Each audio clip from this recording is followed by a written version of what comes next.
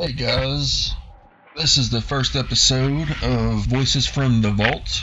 I am LR Shelton. I am the channel owner here. I produce and remaster as well as I can the content that you have seen or watched or will watch, hopefully.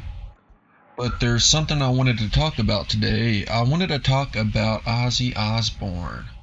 The whole reason why I have this channel is because of John Michael Osbourne and Randy Rhoads, but we'll get to him. I remember being a little fourth grader, and we'll shorten this story, but we had this wrestling company come to our high school, and anyone of all ages in the school system could go and watch this wrestling. And I'd never been to a wrestling match before.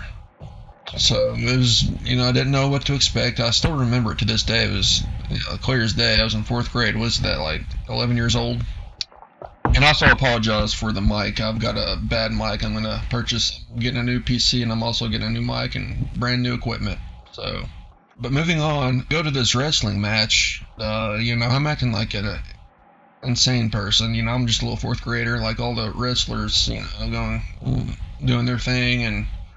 Was never into wrestling, but it was pretty awesome to watch it live. But anyway, there was this one wrestler called The Abyss, and I think his name was The Abyss. I'll have to relook. It's been a really long time. That was back in 2005 or 6. But The Abyss had this walkout song, and I'm sitting there, and he's about to walk out. It's dark, and strobe lights are going everywhere, and then all of a sudden, I hear this pounding, and if you know the pounding, you can already kind of hint at the song that I'm hinting at. It's an interval pound. Boom, boom, boom, boom. And then after that, Tony Iommi's riff on the low E string strikes that E string and then uses his fret to bend that as Iron Man. Yeah, that was the first time I had ever heard of Black Sabbath. Was Iron Man to a wrestler walkout song. How badass is that? And I still remember that to this day, honestly. It's, I'll never forget it. But one thing I want to say is, I got more into Ozzy, and I got more into, I heard of Crazy Train, I heard all the good songs. It wasn't until later in high school that I really started to understand his music, how melodic it can be, his solo career. His Black Sabbath is more of a blues. It's metal, but it's also got blues in it. Well, I mean, they did they were a 12 bars blue band, in the 60, I think it was like 1967, 68. And they came out with their first titled album, Black Sabbath, with that woman on the front. But yeah, so I got into both of those, Ozzy and Black Sabbath, and it just struck a chord with me. I'd never heard of, I've heard of Ozzy Osbourne, like him saying Sharon on Hannah Montana back when we watched Disney, But I've heard of him, but I've never really gotten to his music, and then all of a sudden, the floodgates kind of opened for, heavy metal and hard rock music. And I remember I wanted to take guitar lessons. And, eventually in 7th grade, after seeing Van Halen at their reunion tour, 2007, at the US Bank Arena in Cincinnati, Ohio, I was hooked. And then I went on to take guitar lessons and just got in the whole shebang that way. Just kind of all came naturally. And my dad, too, took me to the Van Halen concert, so he gets a lot of credit with that, too. So that's how I kind of got started with everything and why I have this channel and how I got into rock music. But I really wanted to talk about Ozzy today. Ozzy passed, I think it was, I forgot the date. I know it was in July. I think it was July 21st or 2nd. I could be totally off on the date, but I know it was in July. Ozzy, is like one of the greatest legends we have ever known. And there's multiple reasons for that, Started the genre, helped start. He didn't do it himself. He had a lot of help. Tony Iommi, we have to mention him. The entire Black Sabbath band pretty much invented heavy metal. But Ozzy's kind of been the mascot, if you will, of heavy metal. When he went on to his solo career and got fired from doing too many drugs, he went on and found Randy Rhoads, walked in, saw him warm up, and said, "You've got the gig." You know what that personally just tells me? Ozzy really has a knack, or did have a knack, for listening to guitar players or listening to a piece of music, and he would say, "Yep, we're going to make a song out of that." There was one time when Randy Rhoads was warming up, they were rehearsing, I think. He starts playing Suicide Solution. If you know that, it starts on the A. It's the A chord, and it moves up from the, I think it's the 2nd fret up to the 5th fret, back to the 2nd fret, and then open strum but it's a really simple riff. Like, it's not too complicated.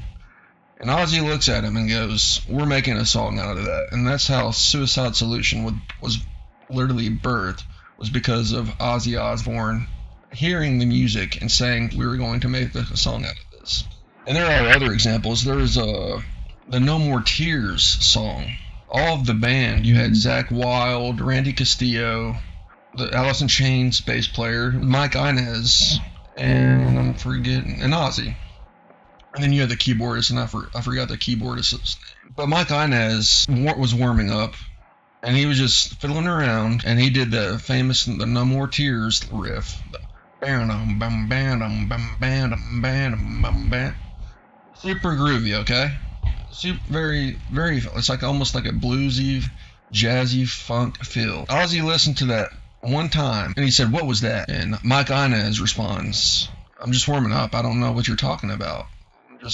I'm doing what I'm doing, And Ozzy said, "No, we're making a song out of this." The rumor has it, the keyboardist did his little thing. The synth at the beginning, and then later on, Randy Castillo kind of chimed in and started his beat. And then, actually, believe it or not, Ozzy wanted that song to be like War Pigs, where you have a call and response, where Ozzy will sing and then the crowd sings. So an example would be, I can't think of the words right now, but in War Pigs, you know how that he sings and then the crowd sings. Well, the same thing kind of happens in No More Tears, and Ozzy said in the song. And there's also another interview with Jakey Lee, and Jakey Lee said that Ozzy did not ever get enough credit for songwriting credits. Now, one thing is he took too much. Ozzy, the bass player, drawing a blank. Bob Daisley. Yeah, Bob Daisley. When he was with Randy Rhoads in the Randy Rhoads band, he wrote a lot, is what Jakey Lee said. He said all the time signatures, like in Diary of a Madman, where it goes like boom, boom, boom, boom, boom, boom, boom, boom, boom. That was all Bob Daisley, per Jakey Lee. But Randy, actually, let me go back. But yeah, Ozzy still would come up with the melody of the song. He would still listen to Randy's playing. We're going to make a song out of it. And then Ozzy would chime in his melody and sing lyrics. He had no clue what, he was jabbering nonsense when he would sing. The times he was in the band would intersect lyrics for Ozzy. And that's kind of how I have read about that. Kind of what I wanted to talk about with Ozzy. Musical persona, if you will. His input in the production of his own songs. Probably took too much credit, but it also, at the same time, we need to pull back and say, well, he was also responsible for amazing melodies and responsible for guitar riffs that other people would play. And there's one more thing I'm going to mention, and we'll move on to something else I want to talk about. In an interview with Jakey Lee, I forgot the interviewer's name, I'll have to look him up. On the Bark at the Moon song, Jakey Lee is playing that solo. Ozzy instructed him on what kind of solo he wanted in Bark at the Moon. In Bark at the Moon, I don't know the part of the structure. It's when he's doing, I don't know, it's like kind of like triplets up the neck. But you'll know what I'm talking about. He's kind of going up the neck. The solo part right after he goes up the neck was all Ozzy, because Jakey Lee would jam in front of Ozzy and do the solo, and then Ozzy would say, "We're doing that. That was amazing. That's going in the song." Jakey Lee turns to Ozzy and says, are you serious? And then Ozzy says, yes, that's in the song. Like, we're putting that in the song. And so it's just kind of interesting that people, yeah, it's true that he took too much credit for songwriting ability, but he also did not get enough credit at the same time just because people thought he didn't need the credit at all. So it's kind of a double-edged sword on that aspect of Ozzy and his music writing, in my personal opinion, and what I've heard in interviews. And I'm going to take a break. 1 second. Hello, this is part 2 of Let's Talk Ozzy, the very first episode of Voices from the Vault, here on the Metal Vault. What we were discussing earlier is that I said that Ozzy helped to write Jakey Lee's solo for Bark at the Moon, and it turns out to be true. Jakey Lee talks about it in his interview, his latest interview, and I'll get that information for you at the end. Was with, so shout him out. It was a really good interview, one of the best interviews I've ever seen of Jakey Lee. I feel like he doesn't do too many interviews, but he did a very good job. Talked a lot about Ozzy and to the Back to the Beginning show, and it was excellent. But I'm gonna play for you the solo part that Ozzy chose for Bark at the Moon, and here it is. I will play it for you now.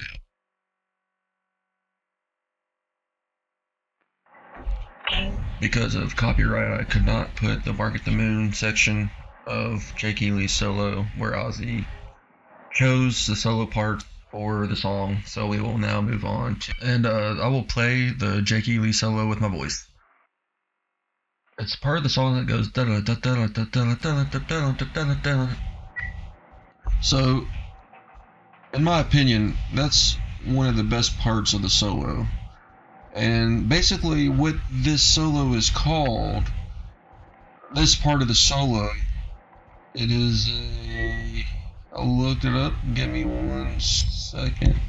This is called a high-speed 2-string sextuplet pattern. It's kind of where you're going up the neck and you're switching in the square pattern back to the other string, but you're plucking two notes on one string, and then you hammer off, pluck again, then go down to the other string, and you repeat that pattern over and over, but you're climbing up the fret at the same time. This specific skill set, this sextuplet, is often cited as one of the most challenging parts of the solo. It's an extremely hard solo, and Ozzy helped pretty much to tell Jakey Lee, like, we're putting this in the song. One thing I wanted to discuss is Jakey Lee versus Randy Rhoads versus Zakk Wylde. It's not fair to compare these three guitarists, in my opinion, because they all have different styles for different things that you like. If you play guitar, if you just like to listen to guitar players. But Jakey Lee, he was incredible. What can you say? Randy Rhoads is my all-time personal favorite, but I know it's kind of weird talking about Jakey Lee in the part 2, very beginning, but yeah, Randy Rhoads is for sure my all-time favorite guitar player. The modes he can put into his solo, neoclassical guitar playing incorporated within hard rock and heavy metal was just unbelievable. But Jakey Lee, there's a lot of people that love Jakey Lee, and I really like him too. Jakey Lee was just completely different, and even the tone of his guitar was completely different than Randy Rhoads. And Zakk Wylde too. They were all distinctly different from each other. But one thing I can say about Jakey Lee is he uses his soloing is really unique, honestly. When Jakey Lee solos, it's a lot of I would say a little bit of tapping. I remember on Rock and Roll Rebel Live 1984, that was Bark at the Moon tour. He used this finger tapping, this Eddie style note tapping on the solo, and it was just unbelievable. It was the most unique thing I had ever heard. He used this finger tapping, this Eddie style note tapping on the solo, and it was just unbelievable. It was the most unique thing I had ever heard. There is more I will talk about with Jakey Lee and his guitar technique, how he plays, what amps he used, and pedals and everything like that, well, that will be a separate podcast at some point in the future. But for now, I want to move on to one of Ozzy's greatest guitar players, if in my humble opinion, the greatest guitar player of all time, and that's Randy Rhoads. So I'm going to talk about Randy Rhoads. Randy Rhoads is one of those guitar players that you put in a group of guitar players. When you listen to them for the first time, you know there's something special. I was in high school, and I went to Walmart, and I would collect CDs. And one of the CDs I got, and I'll never forget, I bought the Randy Rhoads tribute album with Ozzy that was released in 1987. And the tribute album is my favorite album of all time. If you have not heard or listened to the tribute album, and I'm sure most of you all have who are listening, I mean, it's some of the best live guitar work I've personally ever listened to in my entire life. I mean, I need to explore more with live albums, honestly, but I mean, still to this day, it's my favorite album of all time. If you want to count it as a regular album, I don't know, but Children of the Grave on that album, his live playing, I mean, it sent chills down my spine the first time I ever heard it. I was in my old truck in high school, going through the back roads of my town, going to school, or I was actually going from school, but there's that point in the solo on Children of the Grave that just like, what did I just listen to? That's exactly what I thought when I had heard that solo. Is like, what was that?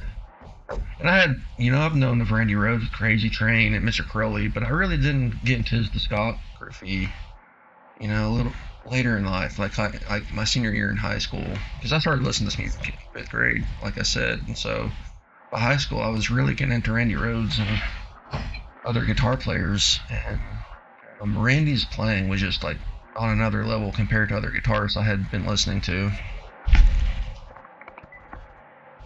Randy's style is pretty much, like classical guitar playing, as most of you all know, but he used a scale mode called the Aeolian natural minor and harmonic minor scales.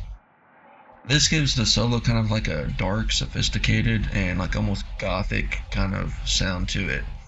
He used a lot of diminished shapes. It was kind of like scary sounding or creepy sounding in some of his work, especially in Mr. Crowley.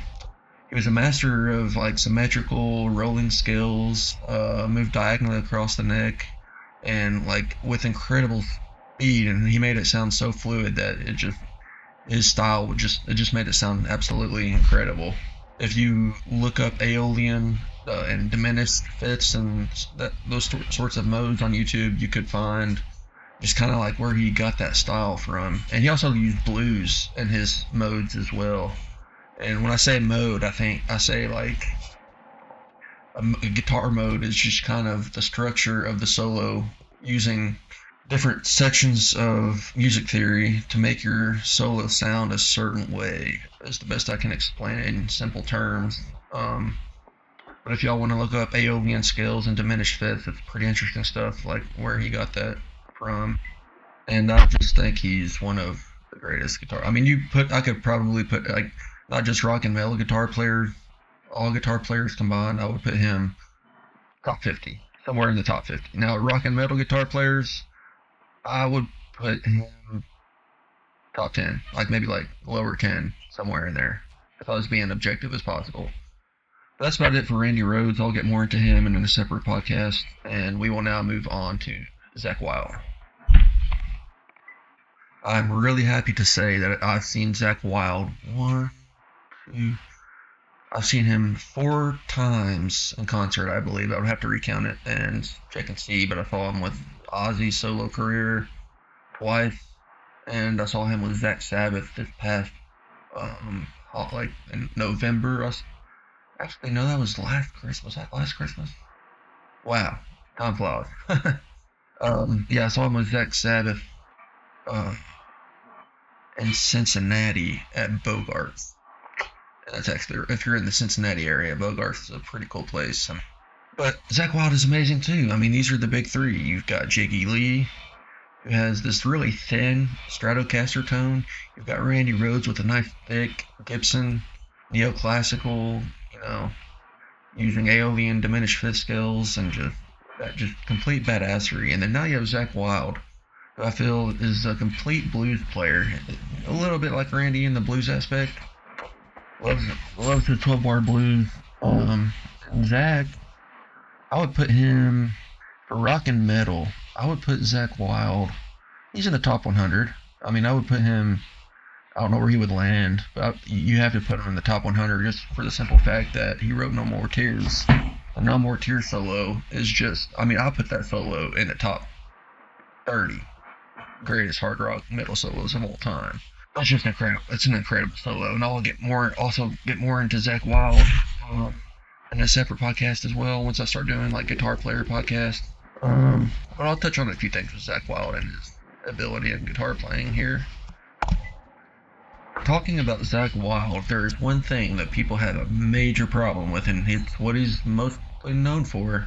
It's the pinch harmonic. He uses a pinch like between the string, and it's kind of that squill sound, and it's like his trademark pretty much. He just doesn't squill. He like follows it with a massive like wide vibrato, which is where he's just kind of wiggling the string. If you don't know like guitar terms, it's kind of those heavy bends. It's kind of awesome though because it's heavy metal. You want the aggression, and it's like the most aggressive sound you can produce on the guitar. He's also known for like the pentatonic. He's like the pentatonic king, like just high speed picking. He calls it the chicken picker, and like he also does like vertical sequences, tune up string patterns vertically across the neck, and like it just bursts out of 6 notes. It's also a sextuplet, kind of like what Jakey Lee did. So I guess there are some similarities there. Zakk Wylde is, I said earlier, he's the pentatonic king. I just wanted to add that in guitar playing, a pentatonic scale is like, especially in the key of G or A, it's like the most common solo type. And when you're learning how to solo, that is the first thing you learn is how to solo with the pentatonic A scale. And so you can do a lot of blues with that, and I think that's why Zakk Wylde loves the pentatonic so much, is because he's like the blues heavy metal king almost. I mean, I'm sure there are others that are like that too, but Zakk Wylde was really influential, and people don't give him a lot of credit just because he does do pinch harmonics so much. But I really do think he's a very influential guitar player. I mean, all the people on Instagram, I mean, they're always covering his stuff, and No More Tears is one of my all-time favorite solos, and it's an awesome song, and Mama I'm Coming Home is just fantastic. But that's kind of what I wanted to talk about, the big three with Ozzy and Ozzy himself, because that's honestly how I got started in guitar lessons when I was younger, and why this podcast has started, and also why I have my YouTube channel. This podcast was a little rough. I had some bangs and some outside noise, but that will be fixed once I get my new equipment and my new PC and my mic. I'll get an awesome mic, and it'll sound much, much better. And I recorded the second half later on, and so I fixed the voice, the dynamics of the voice recording, so that's why it sounds a little better in the second half. And I just want to apologize for everything on that. And this concludes episode 1 of Voices of the Vault.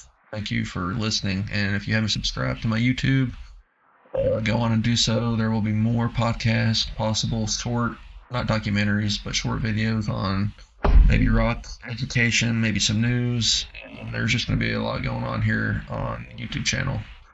So thank you for listening, and goodbye.